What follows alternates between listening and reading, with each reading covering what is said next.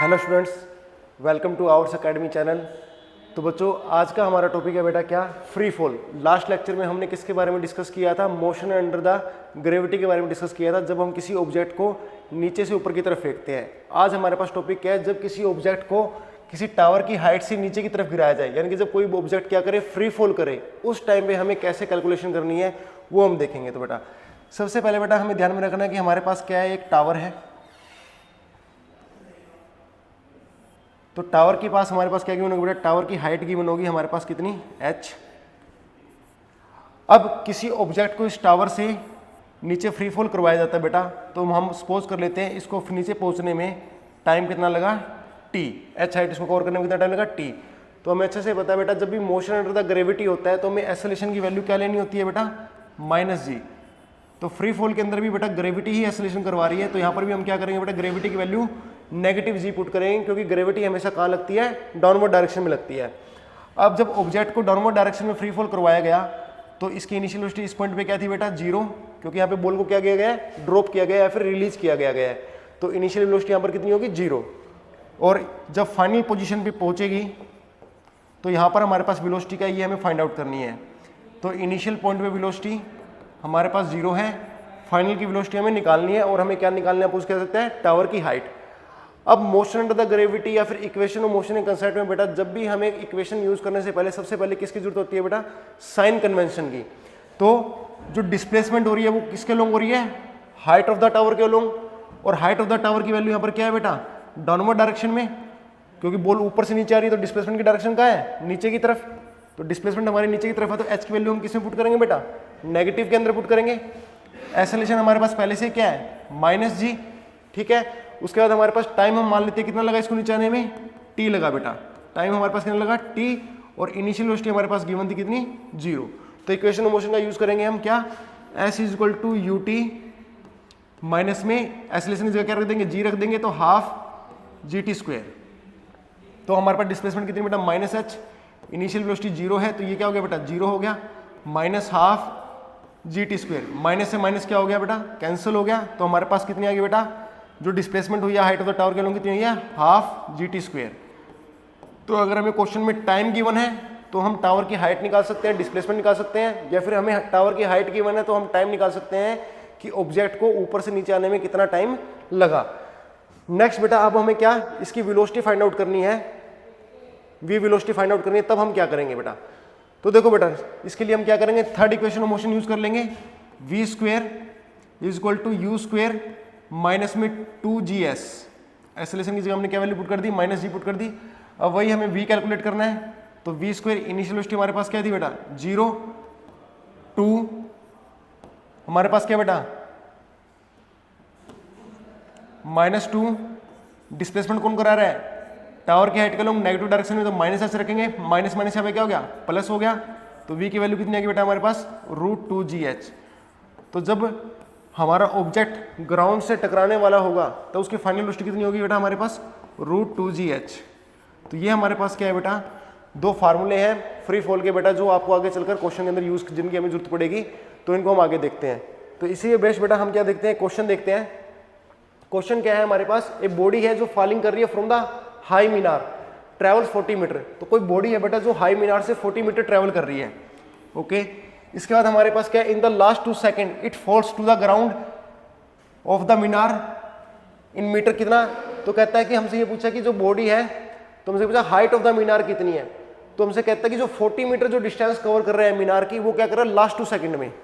तो क्वेश्चन में क्या कह रखा है, क्वेश्चन में हमारे पास कह रखा है कि हमारे पास एक हाई मीनार है, तो हमें मान सपोज कर लेते हैं कि मीनार है ये हमारे पास, जिसकी हाइट कितनी है, h। मीनार की हाइट उसने क्वेश्चन में पूछी है, तो हमारा यहाँ पे क्वेश्चन क्या है, हमें मीनार की हाइट ही निकालनी है। तो क्वेश्चन में क्या कह रहा है कि जो मीनार से बॉल ट्रैवल कर रही है वो 40 मीटर डिस्टेंस ट्रैवल करती है इन लास्ट 2 सेकंड। तो लास्ट के 2 सेकंड में सिर्फ 40 मीटर डिस्टेंस क्या करी जा रही है, कवर की जा रही है। तो देखो बेटा, यहाँ से हमारा ऑब्जेक्ट क्या किया, फ्री फॉल किया, यहाँ पे हमारा ऑब्जेक्ट क्या पहुँच गया फाइनल पोजिशन पे। अब हम सपोज कर लेते हैं बेटा कि लास्ट 2 सेकंड में उसने क्या कहा, लास्ट 2 सेकंड हम सपोज कर लेते हैं कि यहाँ के लास्ट 2 सेकंड थे, तो लास्ट 2 सेकंड के अंदर टाइम कितना लगा उसको, 2 सेकंड, और इसने जो डिस्टेंस कवर की है वो कितनी कवर की है, 40 मीटर लास्ट के 2 सेकंड में। तो ऑब्वियस सी बात है, अगर इस टावर की हाइट कंप्लीट हाइट h है तो ऊपर वाले पोर्शन की हाइट कितनी होगी, h माइनस में 40। और अगर इस बॉल को ट्रैवल करने में टोटल टाइम t लगा है तो यहां तक का टाइम कितना होगा बेटा, t माइनस में 2 सेकेंड। तो ये हमारे पास आ गया बेटा, जो क्वेश्चन में गिवन था उससे डाटा हमारे पास आ गया। अब इस क्वेश्चन को करने का तरीका देखो बेटा, अब ऑब्वियस सी बात है, ना तो हमारे पास क्या t की वैल्यू है, टोटल टाइम पता, ना ही हमारे पास क्या h हाइट की वैल्यू। तो दो अननोन है, तो हमें ऑब्वियस सी बात है इसको क्वेश्चन को सोल्व करने के लिए कितनी इक्वेशन की जरूरत पड़ेगी, 2 इक्वेशन की जरूरत पड़ेगी। तो हमारे पास देखो अभी हमने देखा था कि फ्री फॉल के अंदर हाइट और टाइम की क्या रिलेशन थी, half g t square. Tower की height is equal to half g into में टोटल टाइम का स्क्वेयर। अब हमारे पास क्या, जी की वैल्यू हम पुट कर देते हैं 10 है, तो 10 को 2 से डिवाइड करेंगे तो कितना आ जाएगा 5t स्क्वेयर। ये हमारे पास एक इक्वेशन आ गई बेटा। अब सेकंड इक्वेशन देखते हैं बेटा, तो हमारे पास दो अननोन है, h भी अननोन है, t भी अननोन है, तो एक इक्वेशन और चाहिए क्वेश्चन को सोल्व करने के लिए। अब सेकंड इक्वेशन के लिए देखो बेटा, हमारे पास देखना इस टावर की हाइट के 2 पोर्शन है, एक अपर पोर्शन एक लोअर पोर्शन। अब बच्चे गलती क्या करते हैं, वो लोअर पोर्शन से इक्वेशन बना लेते हैं, क्योंकि इनिशियल डाटा क्वेश्चन के अंदर यही गिवन था। लेकिन नहीं बेटा, आपने ऐसा नहीं करना है। देखो बेटा, अगर मैं लोअर पोर्शन से इक्वेशन बनाऊंगा तो देखो इस पोर्शन की जो इनिशियल वेलोसिटी है और पूरे टावर से पूरे मोशन की जो इनिशियल वेलोसिटी है वो सेम नहीं है, क्योंकि यहां पर इनिशियल वेलोसिटी कितनी है बेटा, 0। ऑब्वियस सी बात है। तो हमें बेटा देखना इनिशियल पॉइंट दोनों इक्वेशन में क्या होना चाहिए, सेम होना चाहिए। तो यहां पर हमने क्या करना है, एक पोर्शन तो देखो मैंने क्या ले लिया बेटा, एक पोर्शन तो हमने ये ले लिया पूरे टावर का, जिससे हमने इक्वेशन बनाई h equal to 5t square. और एक पोर्शन हम लेंगे बेटा, ये जो हमने क्या किया, सिंथेसाइज किया है, h माइनस में 40 और t माइनस में 2 पोर्शन वाला बेटा टाइम। तो इसके लिए बेटा हमारे पास हाइट कितनी है बेटा, h माइनस 40। अगर बॉल हमारे मान लेते हैं कि यहाँ से लेके इस पॉइंट तक आती है, तो हाइट कितनी है, h माइनस में 40 equal to half g t minus में टाइम कितना है, t माइनस में 2, और यहाँ पे क्या टाइम का स्क्वायर। तो हमारे पास क्या की सेकंड इक्वेशन आ गई। तो हमारे पास सेकंड इक्वेशन आने के बाद हम क्या करेंगे बेटा, यहाँ पर वैल्यू पुट कर देंगे h की इस पॉइंट पे। तो h की वैल्यू कितनी है बेटा हमारे पास, 5t स्क्वायर माइनस में 40। g की वैल्यू 10 पुट करेंगे तो 2 को g से 10 से डिवाइड करेंगे तो कितना आ जाएगा बेटा, 5 आ जाएगा हमारे पास। 5 को हम यहाँ पुट कर दिया, स्क्वायर को हम खोल देंगे, t स्क्वायर हमारे पास कितना आ जाएगा बेटा 4, और कितना आ जाएगा माइनस 4t। अब 5 को अंदर मल्टीप्लाई करेंगे, 5t स्क्वायर 20 और कितना 20t, 5t स्क्वायर माइनस में 40। 5t स्क्वायर से 5t स्क्वायर हमारे पास क्या हो गया, कैंसिल हो गया, माइनस 40 उधर प्लस हो जाएगा, तो 20t इज इक्वल टू हमारे पास कितना आ गया बेटा 60। t की वैल्यू हमारे पास कितनी आ गई बेटा 3 सेकेंड। तो हमारे पास टोटल टाइम आ गया है, ऑब्जेक्ट को नीचे पहुंचने में कितना टाइम लगेगा, 3 सेकंड लगेगा। t की वैल्यू हम यहाँ स्टार्टिंग में पुट करेंगे, तो t की वैल्यू इस इक्वेशन में पुट करने के बाद हमारे पास h की वैल्यू कितना आ जाएगी 5, 3 का स्क्वायर कितना, तो हमारे पास टावर की हाइट कितनी आ गई बेटा 45 मीटर। तो हमारा कौन सा ऑप्शन ठीक हो जाएगा, second option is the right answer. तो this is the height of the tower. Next बेटा हमारे पास क्या है बेटा, नेक्स्ट हमें आगे चलने से पहले बेटा कुछ जो फ्री फॉल के अंदर कुछ हम सिंपल ट्रिक्स देखते हैं बेटा। देखो बेटा, नेक्स्ट हमें फ्री फॉल के बेटा 2 फेमस क्वेश्चन करने हैं, उससे पहले हम इनकी छोटी सी ट्रिक देखते हैं बेटा। ट्रिक क्या है बेटा, जब भी हमें क्या इक्वल टाइम इंटरवल में, हमारे पास क्या है बेटा इक्वल टाइम इंटरवल में डिस्टेंसेस का रेशियो पूछ ले,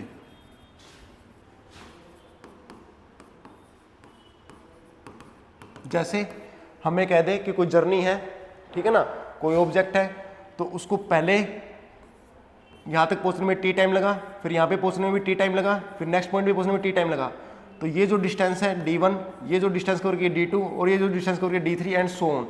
तो इन सभी डिस्टेंसेस का रेशियो क्या होगा, तो हमारे पास क्वेश्चन में क्या गिवन होगा, इक्वल टाइम इंटरवल गिवन होगा। यानी कि जो हमारे पास जो मोशन हो रहा है, फ्री फॉल हो रहा है, वो इक्वल टाइम इंटरवल का गैप हमारे पास गिवन होगा। और जो इक्वल टाइम इंटरवल के गैप के अंदर जो डिस्टेंसेस का रेशियो वो पूछ ले, तो हमें ध्यान में रखना है बेटा, इनका रेशियो क्या होता है, 1:3:5:7:9:11 सो ऑन। यानी कि ऑड नंबर में रेशियो होता है बेटा। यानी कि यहाँ पे डिस्टेंस 1 है तो सेकंड उसके 3 टाइम्स, फिर नेक्स्ट उसके 5 टाइम्स, 7 टाइम्स, 11 टाइम्स। तो ऑड नंबर में रेशियोज होता है जब भी हमारे पास क्या इक्वल टाइम इंटरवल गिवन हो। और इसका रिवर्स हो हमारे पास इक्वल डिस्टेंसेस में टाइम का रेशियो पूछ लिया जाए, तो आपको एक बात ध्यान में रखनी है बेटा, इक्वल डिस्टेंस में टाइम का रेशियो होता है बेटा 1:√2 माइनस में 1 रेशियो √3 माइनस में √2 रेशियो √4 माइनस में √3 सो ऑन। इसको आप बड़ा इजीली तरीके से याद रख सकते हो बेटा। देखो ये स्टार्टिंग में जो इक्वेशन है, देखो इस 1 को कैसे लिखा हुआ है, √1 माइनस में √0, तो 1 का रूट 1 होता है और 0 का रूट 0 होता है, तो 1 माइनस 0 कितना बच गया 1। और सेकंड टर्म में भी देखो बेटा क्या है, 2 माइनस में √1, तो √2 तो √2 हो गया, √1 तो 1, तो √2 माइनस में 1 बन गया, तो सेकंड टर्म बन गई बेटा हमारे पास। तो देखो बेटा सीक्वेंस कैसे है, देखो 1 से नंबर स्टार्ट करना है, फिर उससे 1 कम 0, तो रूट है दोनों का और माइनस है बीच में, फिर 2 है, फिर उससे कम क्या 1, फिर 3 2 4 3, फिर इसी तरह से 5 4 6 5। तो इक्वल डिस्टेंसेज अगर हमें क्वेश्चन के अंदर गिवन हो फ्री फॉल के अंदर, और हमसे क्या पूछ लिया जाए, टाइम का रेशियो पूछ लिया जाए, तो आपको ये रूट वाला रेशियो ध्यान में रखना है। और जो इक्वल टाइम इंटरवल में डिस्टेंस का रेशियो पूछ लिया जाए, तो हमें क्या ध्यान में रखना है कि इक्वल टाइम में डिस्टेंस का रेशियो क्या होता है, ओड नंबर्स के अंदर होता है। नेक्स्ट हमारे पास इसी के ऊपर बेस बेटा हमारे पास एक क्वेश्चन है। क्वेश्चन हमारे पास क्या है कि वाटर ड्रॉपलेट्स है फॉल कर रही है रेगुलर टाइम इंटरवल पे from the top located the height 27 metre. तो हमारे पास क्या है, कोई नल है जो 27 मीटर की हाइट पे है, उससे क्या कर रही है, पानी की बूंदें टपक रही हैं। तो वो जो हमारी नल है बेटा, उससे पानी की बूंदें इक्वल टाइम इंटरवल पे क्या हो रही हैं, लूज कर रही है, टपक रही हैं। ठीक है, if first droplet just touch the ground, तो अगर पहली ड्रॉपलेट ग्राउंड को टच करने वाली है तो fourth droplet is just about to fall, तो चौथी जो ड्रॉपलेट है, फोर्थ ड्रॉपलेट है, वो क्या है, निकलने ही वाली है। तो हमसे क्या पूछा, calculate the position of second and third droplet. तो इस क्वेश्चन को कैसे करेंगे बेटा, हमारे पास क्या है, एक नल है हमारे पास, ये हमारे पास क्या ग्राउंड है। तो उसने क्या कहा है, जो हमारे पास फर्स्ट ड्रॉपलेट है जब वो ग्राउंड को टच करती है तो फोर्थ ड्रॉपलेट जो है वो जस्ट हमारे पास क्या नल से निकलने वाली है। तो बीच में कितनी ड्रॉपलेट्स और होंगी, एक सेकंड होगी, एक थर्ड होगी। तो ये हमारे पास क्या होगी, सेकंड ड्रॉपलेट होगी, ये थर्ड ड्रॉपलेट होगी। अब हमसे कहा है कि जो नल की जो हाइट है ग्राउंड से, ये भी क्वेश्चन में गिवन है, कितनी है, 27 मीटर है। तो हमसे पूछा है कि सेकंड एंड थर्ड ड्रॉपलेट की पोजीशन क्या होगी, यानी कि कहाँ से लोकेट करेंगे, ग्राउंड से भी पूछ सकता है, नल से पूछ सकता है, हम दोनों ही देख लेंगे बेटा। तो ऑब्वियस सी बात है बेटा, जो नल से जो पानी की बूंदें टपक रही हैं टप टप, वो कैसे निकल रही है बेटा, इक्वल टाइम इंटरवल में निकल रही हैं। तो इक्वल टाइम इंटरवल का मतलब ये है कि हमारे पास क्या है बेटा, इक्वल टाइम इंटरवल में डिस्टेंसेस का रेशियो क्या होता है, ऑब्जेक्ट में क्या होता है बेटा, ओड नंबर्स में होता है। तो अगर ये डिस्टेंस कितनी है, हम मान लेते हैं एस है, तो ये कितनी होगी बेटा हमारे पास 3s, और ये कितनी होगी बेटा हमारे पास 5s। तो टोटल डिस्टेंस हमारे पास कितनी होगी बेटा, टोटल डिस्टेंस हमारे पास ये कितनी होगी बेटा, यहाँ से लेके यहाँ तक, तो s 3s और 5s, तो इनको जोड़ देंगे हमारे पास, तो s 3s प्लस में 5s, तो कितना आ गया हमारे पास 9s आ गया। और इसने क्वेश्चन में दे रखा है कि टोटल हाइट कितनी नल की 27 मीटर, तो 9s किसकी इक्वल है बेटा, 27 मीटर के। तो s की वैल्यू हमारे पास कितनी आ गई बेटा, 3 मीटर आ गई बेटा। तो s की वैल्यू हमारे पास कितनी आ गई, 3 मीटर आ गई। तो ये जो गैप है ये कितना आ गया बेटा हमारे पास, 3 इंटू में 3 9 मीटर का आ गया। ये हमारे पास कितना आ गया बेटा, 15 मीटर का आ गया। तो उसने पूछी है बेटा सेकंड ड्रॉपलेट की पोजीशन, अगर उसने नल से पूछी है तो ये डिस्टेंस कितनी है बेटा, 3 मीटर ये और 9 मीटर ये, तो ये डिस्टेंस कितनी है 12 मीटर। तो पोजीशन ऑफ सेकंड ड्रॉपलेट कितनी है हमारे पास, 12 मीटर। अगर ग्राउंड से पूछता तो हम 27 में से 12 माइनस कर देते, तो ग्राउंड से आ जाती है हमारे पास। ठीक है, उसके बाद हमसे थर्ड की कितनी है बेटा, ये गैप कितना है 3 मीटर, तो ये कितनी है 3 मीटर। तो पोजीशन ऑफ थर्ड ड्रॉपलेट हमारे पास कितनी है बेटा, 3 मीटर है। तो ये हमारे पास एक अच्छा क्वेश्चन था बेटा, जिसको हम सोल्व करने के लिए क्या यूज़ किया, छोटी सी ट्रिक का यूज़ किया। जब भी हमारे पास क्या इक्वल हमारे पास क्या टाइम इंटरवल दे रखा हो, तो डिस्टेंसेस का रेशियो क्या होता है, ओड नंबर में होता है। इसी तरीके से बेटा एक जो फेमस क्वेश्चन है जो IIT में भी आया हुआ है, वो क्वेश्चन किस पे बेस्ड है बेटा, जगलर वाला क्वेश्चन बेटा। ये क्वेश्चन एग्जाम में जब भी आया है तो बहुत सी बार सेम टू सेम, मतलब कि क्वेश्चन में जो डाटा दे रखा है वो भी सेम टू सेम रिपीट हुआ है। तो इसका तो आप आंसर भी याद रख सकते हैं, कई बार डाटा भी सेम टू सेम रिपीट होता है। तो हमारे पास क्वेश्चन क्या है, एक जगलर है जो क्या कर रहा है, जगल कर रहा है। जगलर है मतलब जो कर्तव्यबाज है बेटा, बॉल को क्या कर रहा है, ऐसे जगल कर रहा है। उसके हाथ में क्या 4 बॉल है, तो पहली बॉल को ऐसे जा रही है, दूसरी को पकड़ रहा है, फिर तीसरी, फिर चौथी। तो एक जगलर क्या कर रहा है, 4 बॉल के साथ क्या कर रहा है, जगलिंग कर रहा है। तो हमारे पास क्या है, रोइनी केस, तो कहते हैं throw ball the with speed of 20 metre per second. तो 20 मीटर की स्पीड से क्या कर रहा है, बॉल को फेंक रहा है। Find out position of other 3 ball, तो अदर 3 बॉल की पोजीशन को फाइंड आउट करना है जब पहली बॉल क्या कर रही है, जस्ट हाइट से हैंड से क्या कर रही है, लीव कर रही है। Ball it one is about to leave, तो एक क्या है, हैंड से उसके लीव करने ही वाली है।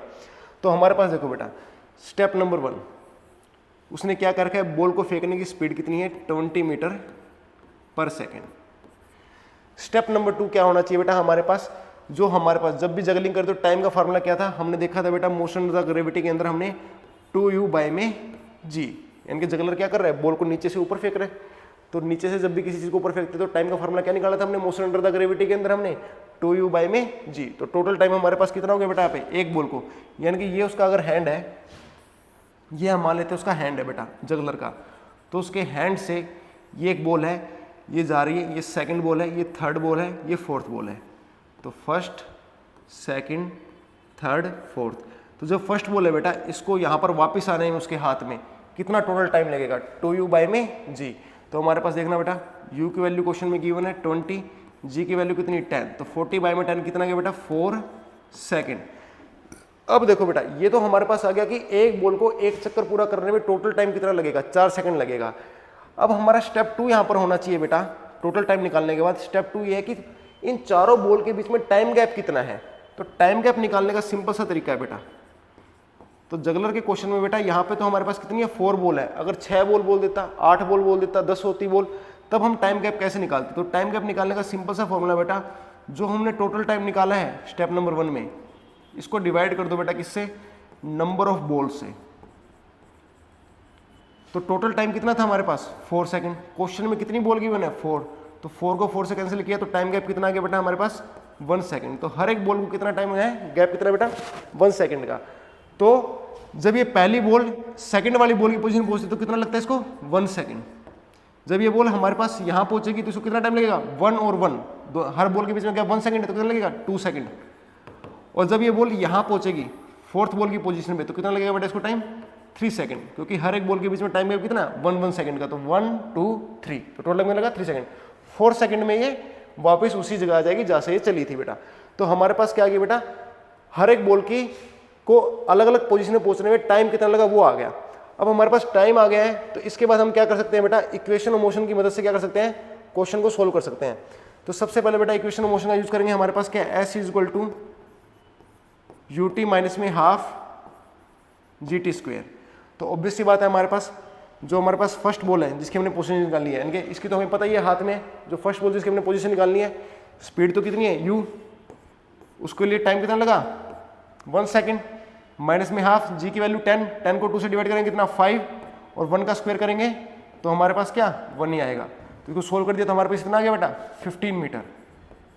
इसी तरीके से हमारे पास क्या सेकंड बॉल, उसके लिए इनिशियल वेलोसिटी कितनी 20, उसको कितना टाइम लगा अपनी पोजीशन पहुंचने में 2 सेकंड लगी, माइनस में हाफ 5, टाइम का स्क्वायर 2 का स्क्वायर 4, तो स्क्वायर करेंगे 4 20, तो हमारे पास कितना आ जाएगा बेटा 20 मीटर। इसी तरीके से बेटा हमारे पास थर्ड बॉल, तो थर्ड बॉल के लिए इनिशियल वेलोसिटी वही 20, टाइम गैप उसको कितना बोलेगा बेटा अपने टाइम 3 सेकंड, माइनस 5 3 का स्क्वायर, तो हमारे पास कितना आ जाएगा बेटा ये 15 मीटर। तो बेटा जो सेकंड बॉल है उसकी पोजीशन कितनी है हाथ से 15 मीटर, उसके बाद थर्ड नंबर की बॉल उसकी पोजीशन हाथ से कितनी है बेटा 20 मीटर, और थर्ड बॉल की कितनी है बेटा 15 मीटर। तो हमारे पास कौन सा ऑप्शन ठीक हो गया बेटा 15 20 15। तो कई बार बेटा ये ऑप्शन भी डाटा भी चेंज नहीं करता क्वेश्चन में, जब भी एग्जाम में आपकी बार रिपीट होगा तो डाटा भी हो सकता है कि सेम मिले, तो आप ऑप्शन भी ध्यान में रखना बेटा कि जगलर का क्वेश्चन आ जाए तो कौन सा ऑप्शन ठीक है बेटा 15 20 15, और बॉल कितनी है 4। चलो बेटा नेक्स्ट हम क्या करने जा रहे हैं बेटा, कुछ ग्राफ प्रैक्टिस करने जा रहे हैं काइनेमेटिक्स के बेटा। Position time graph, position time graph से हम कैसे वेलोसिटी टाइम ग्राफ बना सकते हैं, एक्सेलरेशन टाइम ग्राफ बना सकते हैं। तो आज का हमारा जो नेक्स्ट टॉपिक है बेटा, उस टॉपिक का नाम है बेटा ग्राफ्स।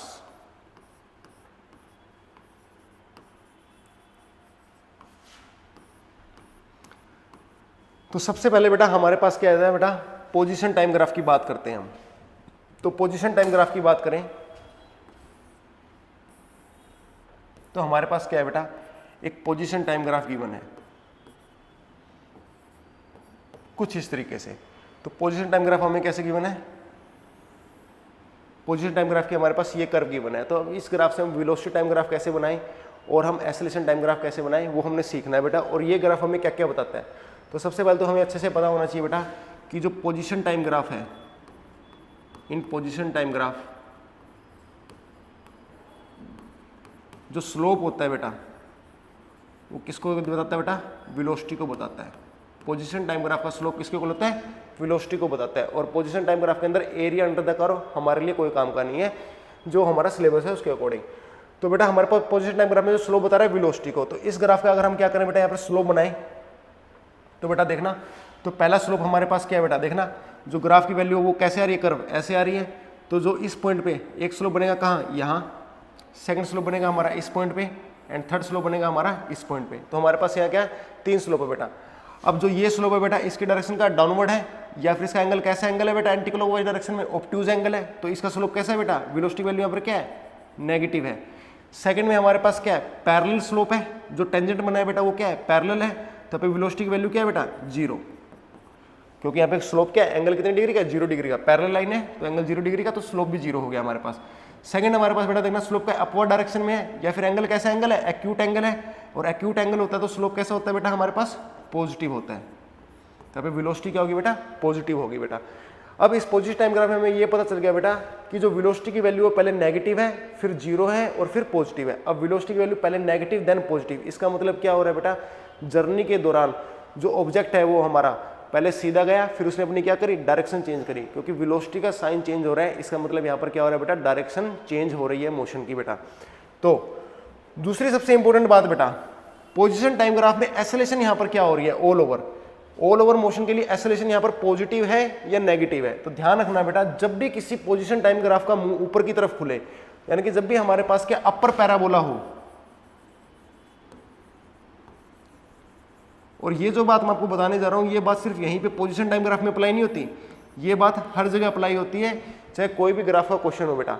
तो जिस भी ग्राफ का मुंह ऊपर की तरफ खुलता है, ऊपर की तरफ मुंह खुलने का मतलब है, देखो ग्राफ का मुंह कैसा है, ओपन, कहाँ है, ऊपर से ऊपर की तरफ ओपन है, तो इसकी शेप कैसी है, अपर पैराबोला जैसी। तो जिस भी ग्राफ का मुंह ऊपर की तरफ खुलता है या फिर अपर पैराबोला जैसी शेप है कर्व की, तो उसका सेकंड डेरिवेटिव, उस ग्राफ का सेकंड डेरिवेटिव क्या होता है बेटा, पॉजिटिव होता है। अब पोजीशन टाइम ग्राफ है, तो पोजीशन टाइम ग्राफ का सेकंड डेरिवेटिव, यानी कि पोजीशन का 2 बार डेरिवेटिव करेंगे तो हमें क्या मिलेगी बेटा, एसेलेरेशन मिलेगी। तो यहाँ पर एसेलेरेशन कैसी है बेटा, पॉजिटिव है बेटा, एसेलेरेशन की वैल्यू कैसी है, पॉजिटिव वैल्यू है। तो पूरे ग्राफ के लिए ऑल ओवर एसेलेरेशन क्या है हमारे पास यहाँ पर, पॉजिटिव है। तो हमारे पास यहाँ पे देखो वेलोसिटी के बारे में इंफॉर्मेशन मिल गई, एसेलेरेशन के बारे में इंफॉर्मेशन मिल गई।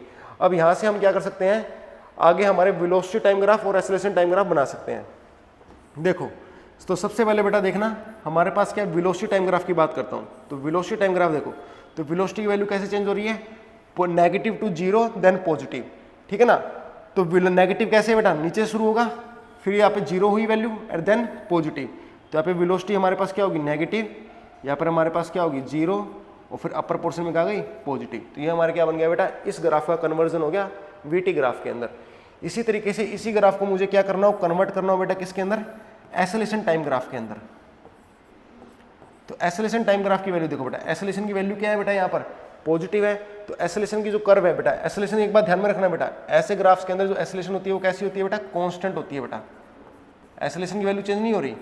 जो हमारे सिलेबस में जो ग्राफ है एसेलेरेशन का बेटा वो कैसे मिलेगा, हमेशा कांस्टेंट ही मिलेगा। लेकिन कैसी एसेलेरेशन है, पॉजिटिव एसेलेरेशन है, यानी कि ग्राफ कर्व कहाँ बनेगी बेटा, ऊपर की तरफ। तो कांस्टेंट एसेलेरेशन ऊपर की तरफ, यानी एसेलेरेशन की वैल्यू क्या है, कांस्टेंट है लेकिन पॉजिटिव है, इसलिए हमने कहाँ बनाई है, फर्स्ट क्वाड्रेंट में बनाई है बेटा, ठीक है।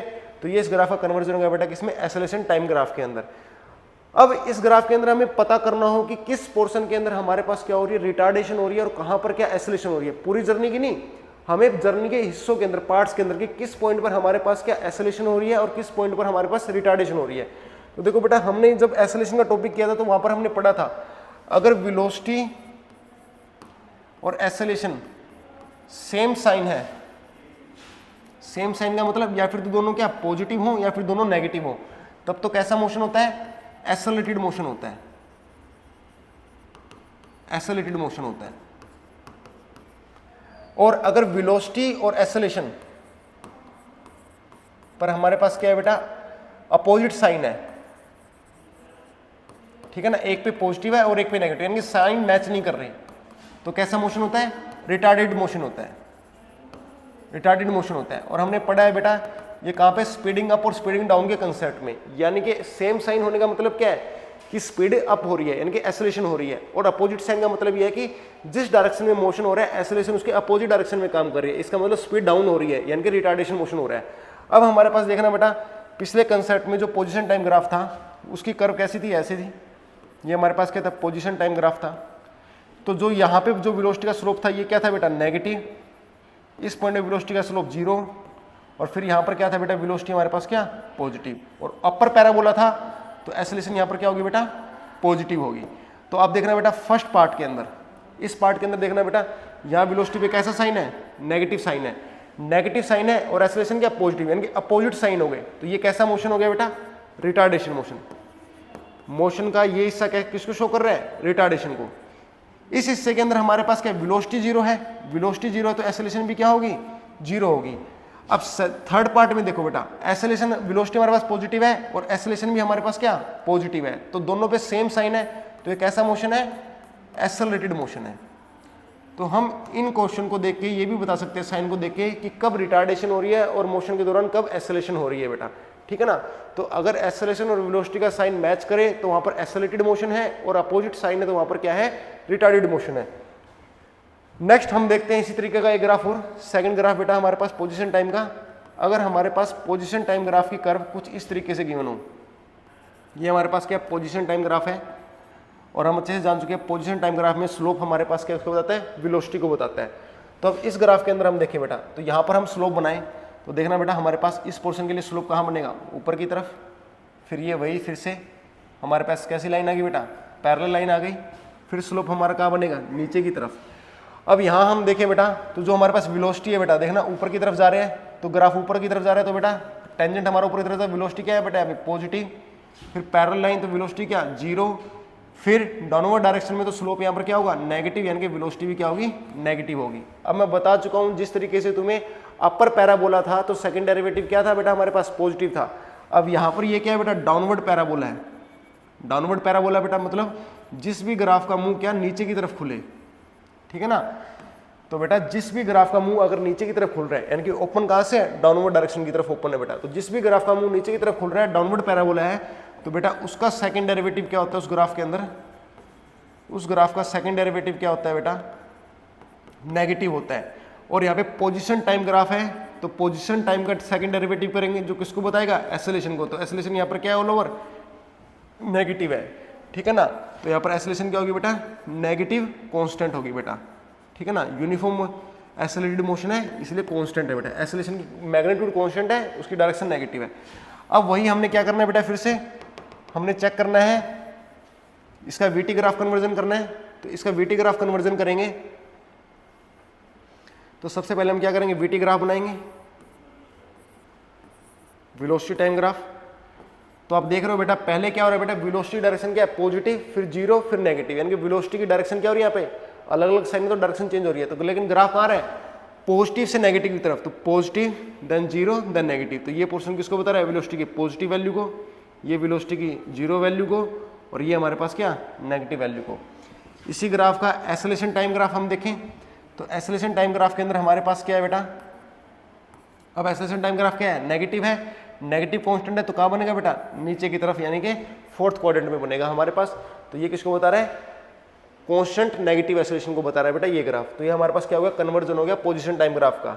और फिर से हमें चेक करना हो कि कहाँ पे रिटार्डेशन हो रही है और कहाँ पे एक्सेलरेशन हो रही है। तो हम देख सकते हैं बेटा यहाँ पे वेलोसिटी पॉजिटिव थी, यहाँ पर वेलोसिटी हमारे पास क्या थी बेटा, 0, और यहाँ पर वेलोसिटी क्या वैल्यू बेटा, नेगेटिव वैल्यू है क्योंकि स्लोप नेगेटिव है। और एक्सेलरेशन ऑल ओवर मोशन के लिए क्या है, नेगेटिव है क्योंकि डाउनवर्ड पैराबोला है। तो इस पोर्शन के अंदर तुम देखोगे बेटा तो यहाँ पे अपोजिट साइन है, तो क्या हो रही है बेटा, रिटार्डेशन हो रही है। यहाँ पर वेलोसिटी 0 है तो एक्सेलरेशन भी क्या होगी, 0 होगी। इस पोर्शन में अगर हम ध्यान से देखें बेटा तो यहाँ पर क्या है, नेगेटिव नेगेटिव यानी कि सेम साइन है, तो यहाँ पर क्या हो रही है बेटा, एक्सेलरेशन हो रही है, यानी कि एक्सेलरेटेड मोशन है बेटा। तो ये हम चेक कर सकते हैं कि कहाँ पे एक्सेलरेटेड मोशन है और कहाँ पे रिटार्डेड मोशन है। इसके बाद बेटा हमारे पास कुछ सिंपल ग्राफ रह जाते हैं पोजीशन टाइम के। तो थर्ड हमारे पास क्या, अगर हमारे पास क्या स्ट्रेट लाइन हो पोजीशन टाइम ग्राफ की, ये तो थे पोजीशन टाइम के कर्वेटिकल ग्राफ। अगर हमारे पास क्या स्ट्रेट लाइन हो, कैसे हो स्ट्रेट लाइन बेटा, हमारे पास कुछ इस तरीके से। तो ये क्या शो कर रहा है बेटा, जो वेलोसिटी है, जो पोजीशन है वो क्या हो रही है, चेंज होती जा रही है। अब इसका स्लोप कैसा है बेटा, इसका एंगल क्या है, एक्यूट एंगल है, यानी कि एक्यूट एंगल तो स्लोप क्या होगा, पॉजिटिव होगा। तो इस ग्राफ के लिए स्लोप पॉजिटिव है, स्लोप पॉजिटिव है बेटा, तो यहाँ पर वेलोसिटी भी क्या होगी बेटा, पॉजिटिव होगी। लेकिन ये कैसा मोशन है बेटा, यूनिफॉर्म मोशन है। स्ट्रेट लाइन का मतलब क्या है बेटा, पोजीशन टाइम ग्राफ का स्ट्रेट होने का मतलब क्या है, यूनिफॉर्म मोशन, यानी कि वेलोसिटी है पॉजिटिव में लेकिन उसकी मैग्नीट्यूड क्या है यहाँ पर कांस्टेंट है। इसका वीटी कन्वर्जन करें तो हमारे पास कैसा बनेगा, पॉजिटिव वेलोसिटी यानी कि फर्स्ट क्वाड्रेंट में बनेगा, और कांस्टेंट है तो हमारे पास स्ट्रेट लाइन बनेगी बेटा, ठीक है। इसी तरीके से इसका एक्सेलरेशन टाइम ग्राफ बनाना हो तो ऑब्वियस सी बात है बेटा, यहाँ पर ये यूनिफॉर्म मोशन है तो यूनिफॉर्म वेलोसिटी को शो कर रहा है। ये ग्राफ किसको शो कर रहा है बेटा, यूनिफॉर्म वेलोसिटी को। अगर वेलोसिटी यूनिफॉर्म होती है तो इसका मतलब हमारे पास क्या है बेटा, एक्सेलरेशन यहाँ पर क्या होगी बेटा, जीरो। तो इस ग्राफ के लिए एक्सेलरेशन क्या है, जीरो है, यानी कि एक्सेलरेटेड मोशन नहीं, ये यूनिफॉर्म मोशन का ग्राफ है बेटा, ठीक है ना। नेक्स्ट हम देखते हैं फोर्थ। तो यही पोजीशन टाइम ग्राफ हमारे पास कुछ कैसे गिवन हो बेटा, कुछ इस तरीके से गिवन हो। अब इस ग्राफ में हम ध्यान से देखें बेटा तो इसका स्लोप क्या है बेटा, इसका एंगल कैसा एंगल है, ये ऑब्ट्यूज एंगल है। ऑब्ट्यूज एंगल है तो स्लोप क्या होता है बेटा, स्लोप हमारे पास क्या नेगेटिव है, तो वेलोसिटी भी क्या होगी बेटा, नेगेटिव होगी। लेकिन कैसा है, यूनिफॉर्म का, यूनिफॉर्म वेलोसिटी का ग्राफ है तो एक्सेलरेशन यहाँ पर क्या होगी बेटा, जीरो होगी। तो इसका वीटी कन्वर्जन करेंगे तो वेलोसिटी टाइम ग्राफ हमारा कैसा बनेगा, इसका नेगेटिव कांस्टेंट का, यानी कि किस डायरेक्शन में बनेगा, डाउनवर्ड में बनेगा बेटा, नेगेटिव का। यहाँ पर वी की वैल्यू क्या है, नेगेटिव में है, लेकिन कांस्टेंट है तो स्ट्रेट लाइन बनेगी parallel to the time axis. और एक्सेलरेशन टाइम ग्राफ है वो हमारा कैसा बनेगा, कोई ग्राफ नहीं बनेगा बेटा, क्योंकि इस ग्राफ के लिए एक्सेलरेशन फिर से हमारे लिए क्या बेटा, जीरो है बेटा, ठीक है। तो कुल मिला के बेटा आप कैसे पहचान सकते हो बेटा, तो अगर हमारे पास एक्सटी ग्राफ, जो एक्सटी है बेटा वो कर्व्ड फॉर्म में है, कर्व्ड फॉर्म में है, जो हमारे पास पोजीशन टाइम ग्राफ है अगर वो कर्व्ड है तो बेटा वहां पर क्या होगी, एक्सेलरेशन होगी, एक्सेलरेशन हमारे पास क्या होगी। अगर एक्सटी ग्राफ हमारा क्या है बेटा, स्ट्रेट लाइन है, अगर एक्सटी ग्राफ हमारा क्या है, स्ट्रेट लाइन है, तो वहां पर एक्सेलरेशन नहीं होगी,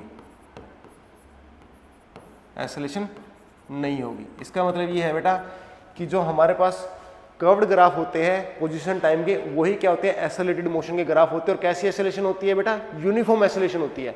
और अगर स्ट्रेट लाइन है तो वो यूनिफॉर्म मोशन यानी कि यूनिफॉर्म वेलोसिटी के वहां पर कॉन्सेप्ट होता है, एक्सेलरेशन वहां पर क्या होती है, जीरो होती है। तो हमने पोजीशन टाइम के कुछ ग्राफ देख लिए। इसके बाद बेटा अगर मान लो सपोज करो लास्ट हमारे पास कोई एक्सटी ग्राफ है, अगर वो बिल्कुल ही एक स्ट्रेट लाइन गिवन है कुछ इस तरीके से, तो ऑब्वियस सी बात है बेटा स्ट्रेट लाइन है तो यहाँ पर एक्सेलरेशन तो क्या है, जीरो है। लेकिन अब पोजीशन भी यहाँ पर क्या होगी बेटा, स्ट्रेट लाइन बिल्कुल, तो पोजीशन भी यहाँ पर क्या है, कांस्टेंट है, और पोजीशन कांस्टेंट है तो बेटा वेलोसिटी भी यहाँ पर क्या है, जीरो। तो एक्सेलरेशन का भी कोई ग्राफ नहीं है और इसका वेलोसिटी का भी कोई ग्राफ नहीं है बेटा। अब इसी ग्राफ के बेस्ड ऊपर बेटा हम एक क्वेश्चन देख लेते हैं। इस क्वेश्चन के अंदर क्या पूछा है बेटा, कहते हैं which of the following reason, इस ग्राफ के अंदर कहते हैं represent the motion and when the no force. तो पूछा कि इस ग्राफ के अंदर कौन सा ऐसा रीजन है, A to B, B to C, C to F, F to D, D to E, किस रीजन के अंदर फोर्स क्या है, नहीं लग रही, नो फोर्स, फोर्स नहीं लग रही।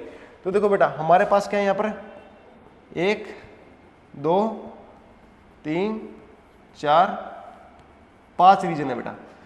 तो आपको साफ दिख रहा है बेटा, यहाँ पे देखो बेटा ये पोजीशन टाइम ग्राफ है, तो हमें फोर्स जीरो होने का मतलब क्या है, फोर्स जीरो है, इसका मतलब यहाँ पर क्या होगा बेटा, एक्सेलरेशन का भी जीरो होना, क्योंकि न्यूटन सेकंड लॉ क्या कहता है, फोर्स किसके इक्वल होती है, मास इनटू में एक्सेलरेशन। अगर फोर्स जीरो तो एक्सेलरेशन जीरो, एक्सेलरेशन जीरो, इसका मतलब वहां पर क्या है बेटा, वेलोसिटी का जो स्लोप है, वेलोसिटी क्या होगी, कांस्टेंट होगी, ठीक है ना। वेलोसिटी कांस्टेंट होने का मतलब क्या है बेटा, जो वेलोसिटी के लिए जो स्लोप होगा, वेलोसिटी के लिए जो स्लोप होगा, यानी स्लोप से जो वेलोसिटी आएगी बेटा वो किसके इक्वल होगी बेटा, जीरो के इक्वल होगी, यानी कि उस ग्राफ का उस पोर्शन का स्लोप क्या होगा, जीरो। तो यहाँ पे देखो बेटा, यहाँ पे अगर हम स्लोप बनाए ए टू बी पोर्शन के लिए तो स्लोप क्या बन रहा है, ऊपर की तरफ। बी टू सी पोर्शन का देखो बेटा स्लोप क्या बन रहा है, पैरेलल। तो यहाँ पे स्लोप जीरो है तो वेलोसिटी क्या है, जीरो। तो बेटा हमारे पास क्या है, एक्सेलरेशन भी क्या है, जीरो बेटा। तो इसका मतलब बेटा इस ग्राफ के लिए स्लोप जीरो है तो वेलोसिटी भी जीरो है और एक्सेलरेशन भी क्या है, जीरो। तो इस पोर्शन के लिए क्या होगी बेटा, फोर्स क्या होगी हमारे पास, जीरो होगी बेटा, यानी कि बी टू सी रीजन के लिए।